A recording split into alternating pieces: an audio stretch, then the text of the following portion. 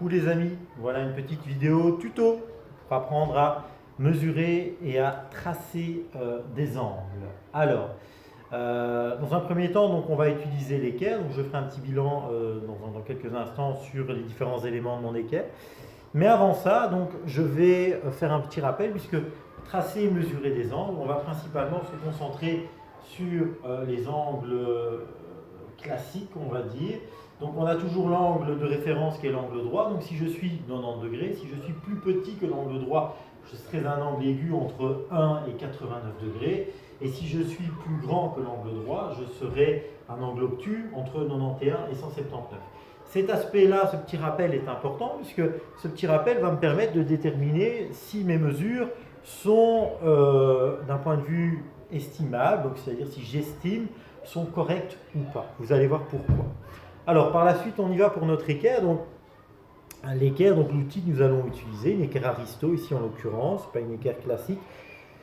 Donc alors tout d'abord, il y a le pointeur, le 0 très important que nous allons devoir mettre sur le sommet de l'angle après. Donc voilà le 0 qui va nous permettre de déterminer l'amplitude de mon angle après. Ensuite, nous avons deux numérotations en degrés. Donc on en a une qui commence ici que je vais appeler jaune clair parce qu'elle n'a pas été surlignée, et jaune foncé que je vais appeler ici au-dessus. Alors si vous remarquez très bien, on voit qu'il y en a une qui commence à 10, mais en fait elle ne commence pas à 10, elle commence à 0 puisque l'équidistance est de 10 à chaque fois, et il n'était pas possible évidemment de mettre le 0 ici. Et donc voilà, donc c'est 0, 10 et ça va jusque, non pas 170 encore une fois, mais 180. On a une autre numérotation qui repart de l'autre côté et qui fait le chemin inverse, donc qui part de 0 jusqu'à 180. Très important parce que vous allez voir qu'en fonction du côté que je mesure, enfin de comment est positionné mon angle, je vais devoir utiliser la jaune claire ou la jaune foncée. Alors, donc on remarque aussi d'ailleurs 180 degrés, totalement logique que j'ai un demi-disque, j'ai un angle plat, donc ça fait bien 180 degrés. Alors on y va pour la mesure de mon angle. Donc tout d'abord, ce que je disais, on peut estimer déjà son angle. C'est-à-dire que simplement en utilisant l'angle droit de son équerre et en le mettant dans l'angle, on va constater déjà si mon angle est un angle aigu, un angle droit ou un angle obtus. Alors ici, par une simple superposition, je peux très bien voir que l'angle en dessous de mon équerre par transparence est un angle aigu, parce qu'il est plus petit que mon angle droit. Donc je sais que la mesure de cet angle-là devra être comprise entre 1 degré et 89 degrés.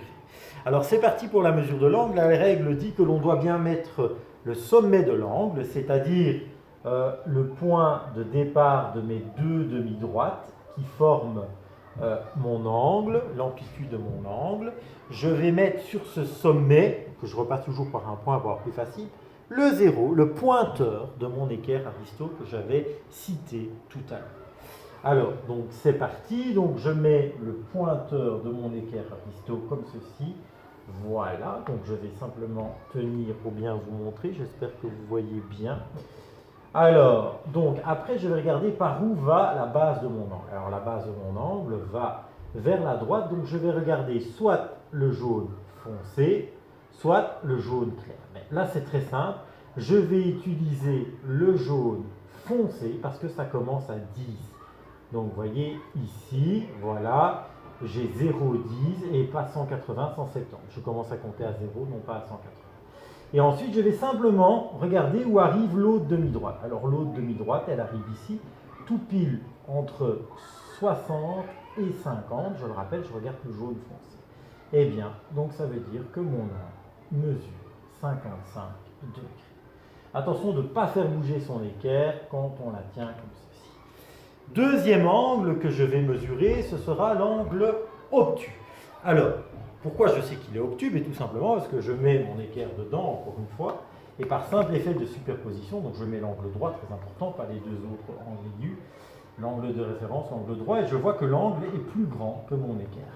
Donc je sais que j'ai affaire directement à un angle obtus, c'est-à-dire à un angle situé entre 91 et 179 degrés. Si ma réponse ne se situe pas entre 91 et 179 degrés, je me suis trompé quelque part. Alors on y va, je réutilise le système de mon pointeur. que je mettrai bien sur le sommet de l'angle, comme ceci. Alors, à l'autre angle, on était parti vers la droite pour la mesure, et ici, je vais partir vers la gauche. Pourquoi? Parce que la base de mon angle va vers la gauche. Et donc, moi, je dois mesurer toute cette amplitude-là. Donc, je vais regarder vers la gauche, et comme tout à l'heure, j'ai le choix entre deux numérotations. Alors, j'ai le choix entre une numérotation qui commence à 10, jaune clair, et une numérotation qui commence à 170, mais en fait, elle ne commence pas à 170, comme l'autre ne commence pas à 10, c'est 0 et 180. Eh bien, quand moi je compte, je commence toujours à compter à 0, donc je vais regarder le jaune clair. Alors, il me suffira de faire le tour et de regarder où est-ce qu'elle arrive, sur le jaune clair. Alors, mon autre demi-droite arrive ici, donc entre 120 et 130, tout pile. Donc, j'ai bien un angle qui mesure... Ah, le marqueur ne va plus, je vais utiliser un autre marqueur, qui mesure 125 degrés. C'est logique, c'était la mesure que j'avais estimée avec mon équerre tout à l'heure. Je suis bien entre 91 et 179, cela me semble totalement plausible. Si malheureusement j'avais regardé l'autre comptage, eh bien au lieu d'avoir 125, j'aurais eu, donc entre 50 et 60, j'aurais eu 55 degrés. Et cela n'aurait pas été plausible, puisque 55 degrés est un angle aigu et n'est pas un angle obtus, comme je l'avais estimé au préalable. Alors, ça c'était pour la mesure des angles. Pour tracer un angle, j'ai envie de dire, c'est encore plus simple. Donc voilà. On commence toujours par tracer deux demi-droites, qui sera une des deux parties de mon angle. Ensuite, sur les deux demi-droites que je vais tracer, je vais déterminer le sens de mon angle, c'est-à-dire où va se situer le sommet de mon angle. Alors, soit je vais commencer par celle-ci, soit il peut être situé comme ça, il s'ouvrira comme ceci, mais ici, attention, je demande un angle obtus, soit il va être situé comme ceci, et il partira comme ceci ou comme cela. Alors nous, on va commencer donc par l'angle aigu, il est peut-être plus simple. Donc moi, je vais déterminer une ouverture qui sera par là, forcément, parce que là, c'est vide, j'ai plus de tableau. Alors, donc, je vais bien renoter le sommet de mon angle, qui va me servir de repère. Et le même principe que pour la mesure, je vais mettre mon pointeur 0 sur mon point. Alors par la suite, je vais faire en sorte de bien superposer la base de mon équerre sur la base de mon angle. Donc voici comme ceci. Hop, je superpose convenablement. Ensuite, je demande une amplitude de 60 degrés. Donc je vais regarder par ici encore une fois. Je vois que c'est 0,10 ou 180, 170. Je vais regarder le jaune foncé parce que je commence à 0. Et je vais faire un trait à 60 degrés, comme ceci. J'enlève mon équerre. Et après, il me suffit tout simplement de rejoindre le sommet de mon angle au trait que je viens de tracer, comme ceci. Et j'ai un angle qui mesure une amplitude de 60 degrés. Je peux regarder si ma réponse est plausible, tout simplement en mettant mon équerre dedans.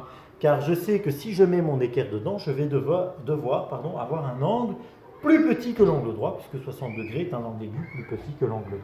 Je regarde, ça là me semble correct. Mon estimation d'après coup corrobore ce que j'ai tracé.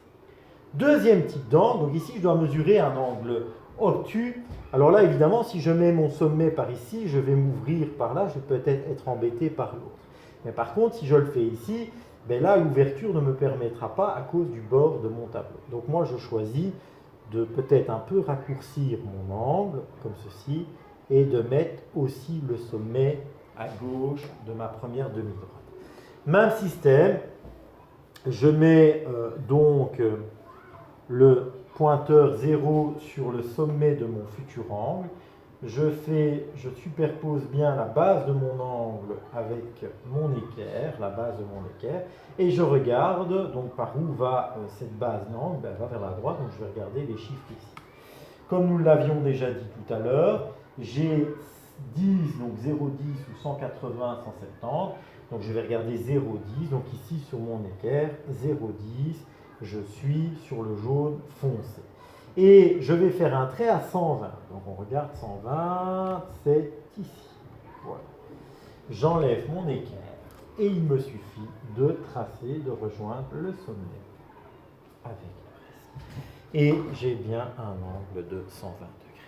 Je peux mettre mon équerre dedans afin de vérifier que l'amplitude de mon angle est bien obtue. Et l'amplitude est bien obtue, mon angle droit de mon équerre est plus petit.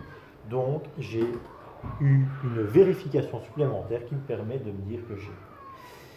Voilà comment tracer et mesurer des angles, donc pas très compliqué. Il faut vraiment utiliser l'outil, son outil convenablement et c'est de la précision. Si vous commencez à trembloter quand vous posez votre équerre sur votre feuille, ça va être assez compliqué. Donc voilà, vous regardez la vidéo autant de fois que vous voulez, pour vraiment, vous pouvez même mettre en pause, faire étape par étape, et on va continuer à s'entraîner beaucoup. Ce n'est pas quelque chose de compliqué, mais c'est quelque chose de fondamental qu'il faut vraiment bien mettre. Voilà. Je vous embrasse très fort et à une prochaine vidéo en vous souhaitant une belle journée. Au revoir.